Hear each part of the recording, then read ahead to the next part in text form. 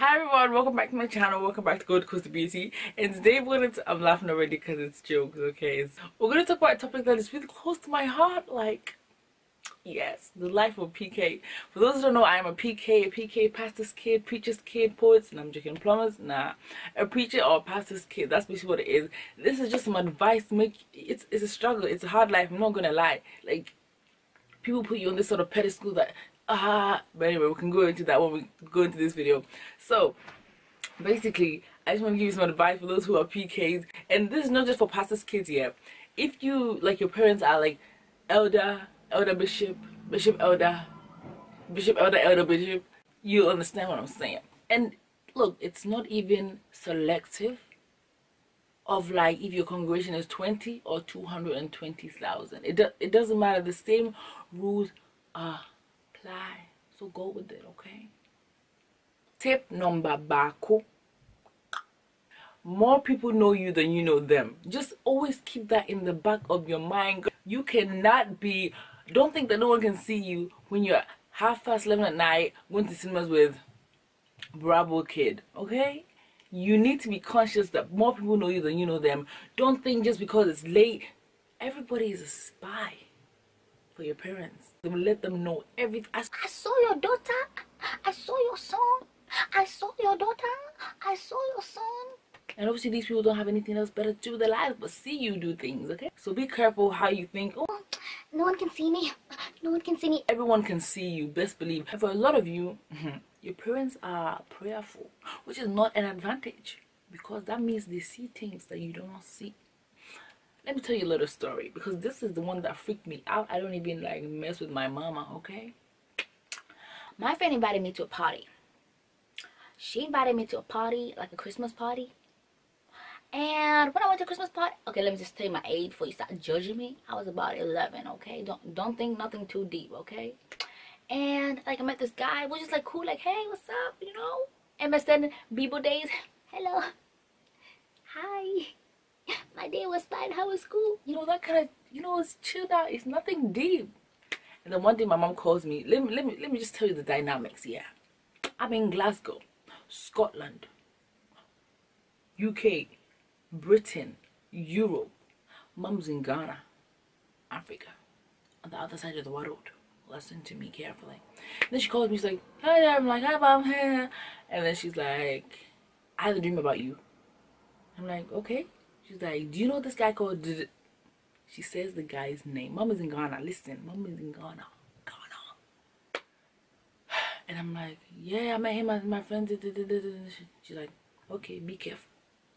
That was it. That was it. I had to call it off. I had to call it off because that was not going to happen to me. Yeah, she already knows it. The second advice I'd give you is learn to pray. You need to know how to pray. You can't get away with. Father, Lord, I thank you because you are good. Because you are good, Lord. I thank you. Amen. Yeah, pastor's daughter, pastor's son, you cannot get away with that. Best believe wherever you go, any sort of occasion, function, if someone knows your pastor, oh, can you please pray for us?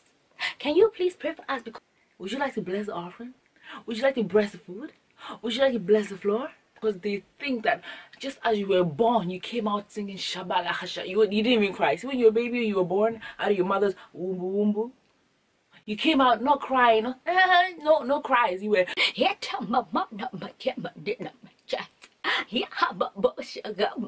that's what people think, yeah? That's what people think. And they think you wake up praising. Oh, holy is the Lamb, holy is the Lamb, holy. And you can't say no to prayer. Oh my God, you could. If you say no, I don't want to. No, already you're digging a hole. I've got a little like system to help you. First of all, you need to read your Bible. You need to, the best thing I advise you to do is just go on Google, type in most common used Bible verses, and then every week pick a verse and, you know, memorize it for that week so that whenever you're praying you can insert it, because that's when they really see the glory. That's when they really see the power, when you can insert Bible verses into your prayer. You know what I'm saying? Like, for example, you probably want to start with Father. You want to start with Father, so like Father. And then you really, like, let me show you the hand gestures. You really need to get the hands properly. So Father. And then I thank you. You just like catch a blessing in the air, like catch that blessing. So Father, and then you catch the blessing. I'll thank you. That is amazing. And I would advise you, if you have any friends, just bring your friends with you whenever you're going anywhere that you know that you could possibly be asked to pray, because those sounds like and like yes, and yes, they really help to, you know, really show the grace of glory on your body. So bring your friends with you, like it's gonna be really helpful. Father, And then you catch the blessing in the air. I thank you. I thank you. I thank you because you are good. And then that's level 1, you know, Father, I thank you, I bless you. Level 2 is when you insert it. You insert that Bible verse as your word says, or your word says, or Lord, you said in your word. Whoa, you're gonna shut the place down, girl. Boy, you're gonna shut the place down. Once you start with for your word says, everyone knows you're gonna insert a Bible verse in there, and they know that you have been reading, and that is what is proper. That is what makes you a pastor's child. You don't get away with John 3:16, Proverbs 3 verse 5, Jeremiah 29, Psalms 109, Psalms 119. You can't get away with those verses anymore. You need to go deeper, because everyone knows them. You must know the Bible. You must. What does my dad say? What does he say? You must chew it. Chew it. I can't. The chew word is chew it. Yeah. So, your friend is saying, Cora. So first of all, you quote the verse, and then you go on to like make the verse relevant to the situation. Level 2. For your word says, those who dwell in the secret place of the Most High shall abide under the shadow of the Almighty. Level 2B. So Lord, as we are dwelling here in your secret place, let us abide under your Almighty. You're basically sort of rephrasing the words, you know, but it looks good. It sounds good. She knows her word. Brownie points. Also, and then for your word says, and then you might want to say Lord at the end of that, because now you covered Father. You are there. You've only got like Spirit and Son left to include, and I think 2 out of 4 is pretty cool. Number 3, you just want to say another thank you because you're great, and then you want to leave a pause before your amen. You know, you are the Most High. Pause. Amen. Amen. Amen. You see the whole place standing ovation because you have done this 3 level. Guys, this is an important skill to have. My tips number 3 and 4 is basically to do with the fact that you don't belong to yourself. Nothing is really for you. Number 3, your body is not yours, girl. Look, I'm even acting foolish now. Look, my neck is showing. Do not show skin, girl. Don't show any skin, because you know what skin is? Skin is a trigger. And what do triggers do? Oh, boom! Ram pa pa pam, man down. Oh, Father, I just shot a man down in front of the church, in front of the bishop's son. No. Do not show skin. Don't think you can wear those tight jeans and crop yourself. Don't wear any crop. Because you wearing that is a sort of, you're paving the way for other girls in your church to say, oh well, the pastor's daughter wore this, I can wear it too. You are an example to the whole entire universe.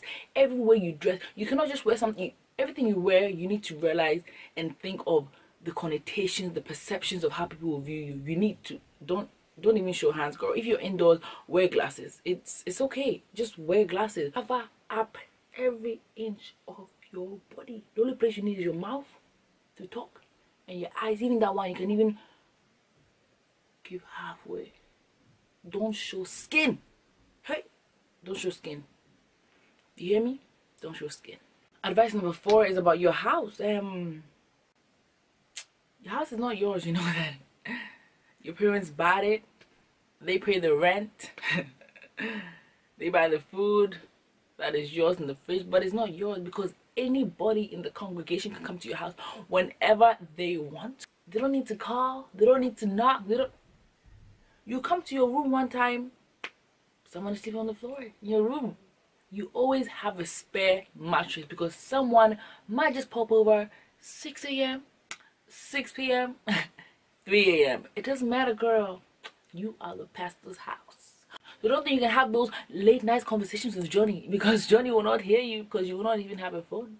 So always think of what you're doing implies. Just overthink everything because that's the way you can do it. There's no other way. Just even this top right now, I think it's even too tight. someone might get the wrong idea, you know? Yeah. And the final tip is you cannot call anyone your friend. My friend, don't. My best advice to you is just to stick with other PKs. That's just the way to go. I know about how many PKs do I know? 1, 2, 3. I know about 5 PKs. Not all of them live in Glasgow, but I know of about 5 PKs. So yeah, just stay with other PKs. That's the only way, because you guys are angels. You're holy. You can do no wrong. So holy, do no wrong, come together, makes good plus good, like goodness and messy. Yeah, so just don't even consider anyone else your friend. Just stick with the PKs, because that's the only way that everyone else can trust you. They're just like, oh, I'm going to so and so's house. Oh, that's yeah, okay, cool. And whenever you're feeling sad, just do the PKs for life, then, because you're in this for the long haul. Okay. PKs for life. PKs for life. Hey, PKs for life.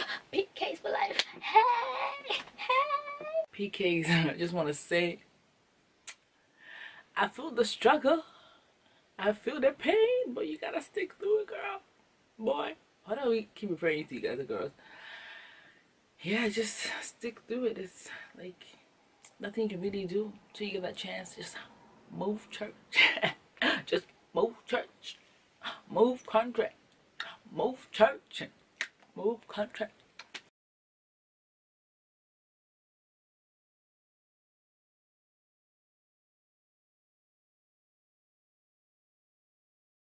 Never. My shine, my sauce, my strength, they come from.